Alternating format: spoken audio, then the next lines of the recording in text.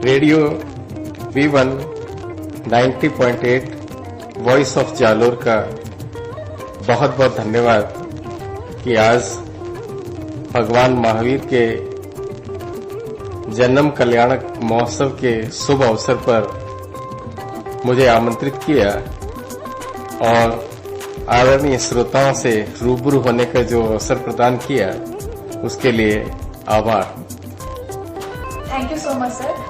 आज महावीर जयंती है। सबसे पहले तो आपको और हमारे सभी श्रोताओं को महावीर जयंती की ढेर सारी शुभकामनाएं। मैं आपसे जानना चाहूंगी कि आज के दिन की कुछ खास बातें आप अगर हमारे सभी श्रोताओं को बताएं तो। Thank you.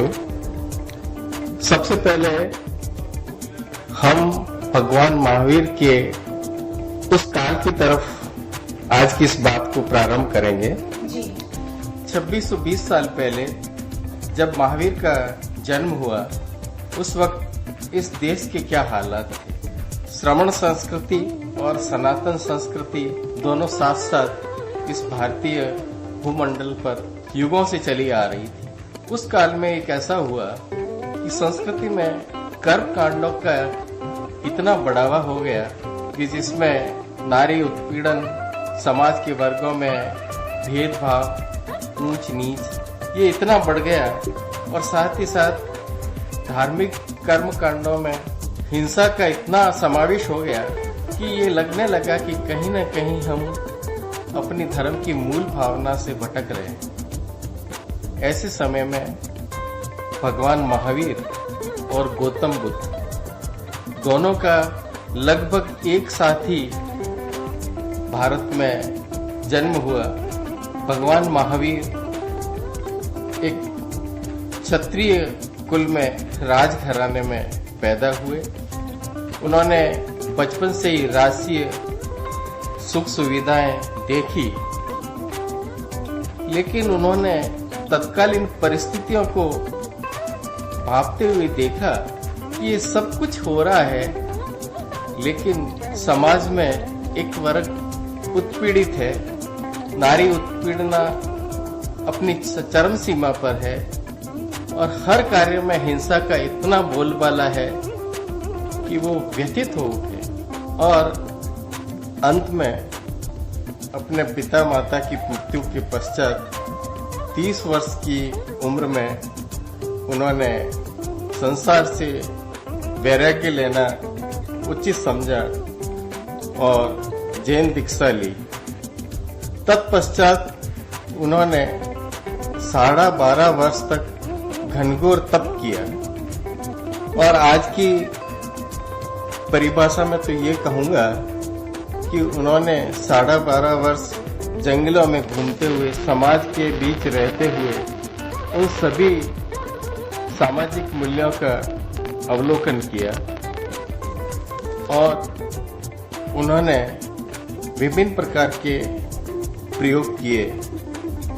उसके आधार पर उन्होंने एक नई मूल्यों की अवधारणा का विकास किया और उसको समाज के सामने रखा, जिसे जैन फिलोसॉफी में ये कहा जाता है कि उन्हें तत्पश्चात केवल ज्ञान की प्राप्ति हुई और उन्होंने अपने उस 12.5 वर्ष की तपश्चर्या कहिए या अपनी अनुभूति और प्रयोगों के आधार पर कुछ समाज के सामने बदलने के लिए कई चीजें रखी और ऐसे कुछ मूल्य रखे जिसमें अहिंसा, अस्तेय, अपरिग्रह और ब्रह्मचर्य जैसे मौलिक सिद्धांतों को रखा कि जिससे समाज में बदलाव आ सके और इसके आधार पर उन्होंने अपने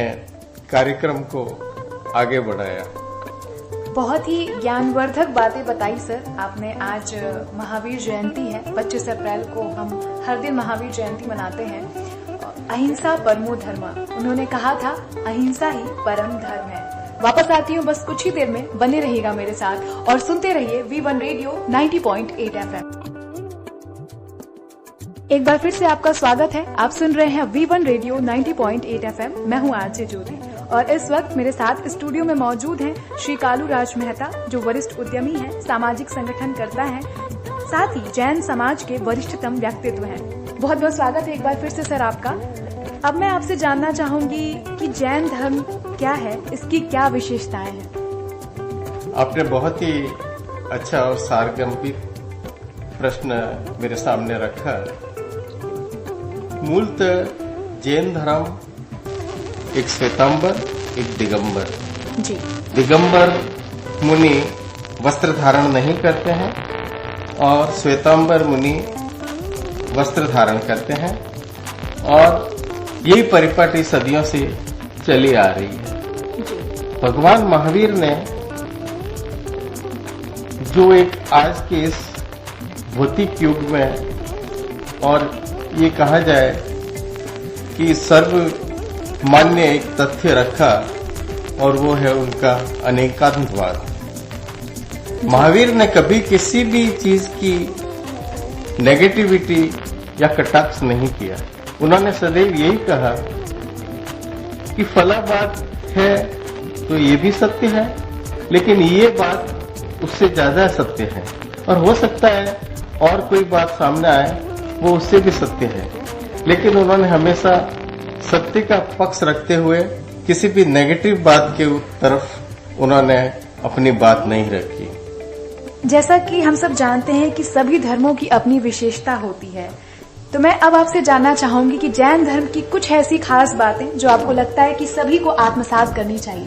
मैं चाहूंगी आप हमारे सभी श्रोताओं को बताएं। जैन धर्म में वैसे मूलतः 5 अणुव्रत बताए गए हैं, लेकिन अहिंसा और अपरिग्रह 2 ऐसी महावीर की देन है कि जो आज भी पूर्णतः सारगर्भित है।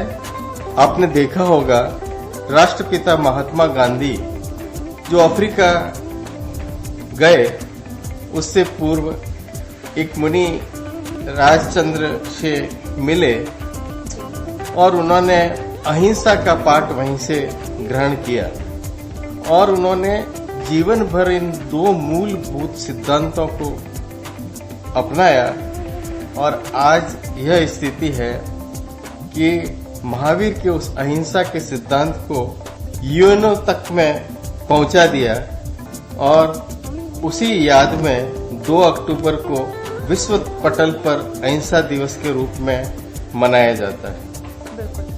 आज के इस युग में जहां हत्या का इतना बोलबाला है, तो महावीर ने सबसे पहले यही सभी को बताया कि आप भी जियो और दूसरों को भी जीने दो, और एक जियो और जीनो देव का सर्वमान्य नारा आज से 2500 वर्ष पहले उद्घोषित किया, वो आज भी इसी तरह चला आ रहा है कि हमें अपने लिए या अपने सुख के लिए किसी दूसरे को तकलीफ नहीं देनी चाहिए। जितना संसाधनों पर हमारा हक है, उतना ही हक अन्य जीव जंतुओं का भी है, उन्हें भी जीने का इसी तरह हक है। दूसरा, उनके आज के परिप्रेक्ष्य में उनका अपरिग्रह का सिद्धांत है। आज जितनी भी विश्व में लड़ाइयां हैं, जितने भी झगड़े हैं, वो एक परिग्रह के कारण है। परिग्रह से मेरा तात्पर्य है हर इंसान आजकल ये चाहता है, हर देश ये चाहता है कि सारी संपत्तियां, सारे वैभव मेरे पास आकर सीमित हो जाए, किसी दूसरे को मिले या न मिले, इस सारी संपदा, सारे धन पे मेरा अधिकार हो।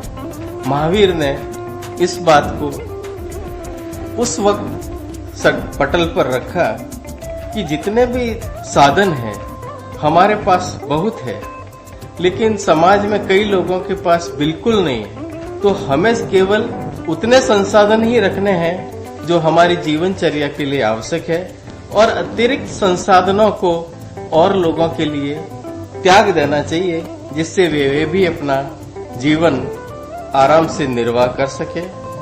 यही उनकी मूल भावना है, और आज के इस परिप्रेक्ष्य में इसको समझा जा रहा है, और इसकी आवश्यकता कहीं न कहीं जब विद्वान लोग इसकी परिकल्पना करते हैं तो उसको सही पाते हैं। तो जैन धर्म हमें सिखाता है कि अपने साथ साथ दूसरों का भी ख्याल रखना।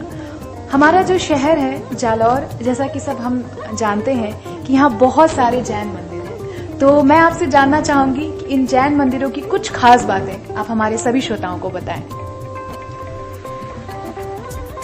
ये भारतीय संस्कृति में, भले वो वैदिक संस्कृति हो, श्रमण संस्कृति हो, हम इतिहास में जितना भी पीछे जाएंगे तो मंदिरों की अवधारणा को पाते हैं। हजारों साल पीछे चले जाएं या वर्तमान में इनको टटोलें, कहीं न कहीं मंदिरों की सार्थकता आज भी उसी तरह दिखती है जो हजारों साल पहले दिखती। यहाँ जालोर में कहा जाता है कि स्वर्णगिरी की इन पहाड़ियों में एक बार प्रभु महावीर यहाँ से गुजरे थे, और ये तो ऐतिहासिक प्रमाण है कि सांचौर में भगवान महावीर एक बार पधारे थे। तो उन्होंने जहां जहां भी उस काल में विहार किया, और ये हमारे सामने है कि पास में जो सिरोही का जिला है उसमें जगह जगह महावीर के जिनालय बने हुए हैं, और उस काल की परिस्थितियां और कहीं न कहीं उस बात को इंगित करते हुए ये दिखाया जाता है कि यहाँ महावीर ने ये किया, महावीर ने वो किया।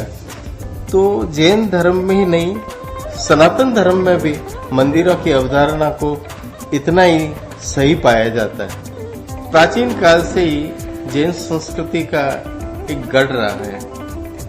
आप यहाँ पर किसी भी छोटे से छोटे गांव में चले जाइए, कस्बे में चले जाइए, बड़े बड़े विशाल जैन मंदिर, और आप देखेंगे कि जहां जालोर से सफर प्रारंभ करते हैं तो भीतर प्रवेश करते ही नंदीश्वर दीप कलेक्ट्रेट के सामने दिखाई देता है, जो अपने आप में पूरे भारत भर में नंदीश्वर दीप के नाम से प्रख्यात है। फिर सामने देखते हैं तो स्वर्णगिरी के पर्वत पे वहां पर स्थित 2500 वर्ष पुराने जिनालय, जो आज भी इस सांस्कृतिक धरोहर की याद दिलाते हैं।